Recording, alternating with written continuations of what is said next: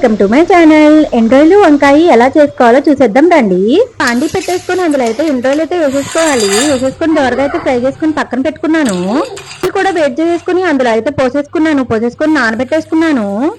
మళ్ళీ సబ్స్క్రైబ్ చేయకపోతే సబ్స్క్రైబ్ చేసేయండి. ఒక బాండి అయితే పెట్టేసుకుని ఒక 3 టేబుల్ స్పూన్లు అయితే ఆయిల్ అయితే పోసేసుకున్నాను. కొంచెం వేడెక్కాక అయితే కొంచెం జీలకర్ర అయితే వేసేసుకున్నాను.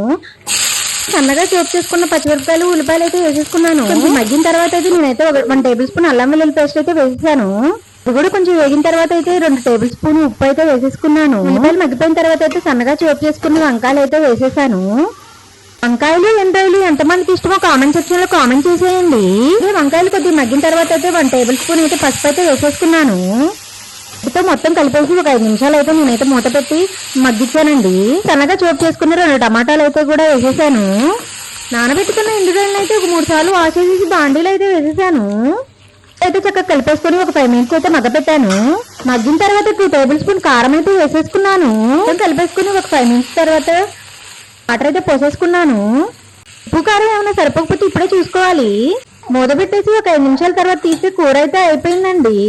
ఇందులో కొద్దిగా మసాలా పొడి అయితే జల్లేసానండి. రుచికరమైన ఎండ్రాయిలు వంకాయ అయితే రెడీ అయిపోయిందండి.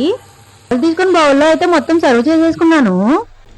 మీకు గనక కర్రీ నచ్చితే కర్రీ ట్రై చేసి కామెంట్ సెక్షన్ లో కామెంట్ అయితే చేసేయండి.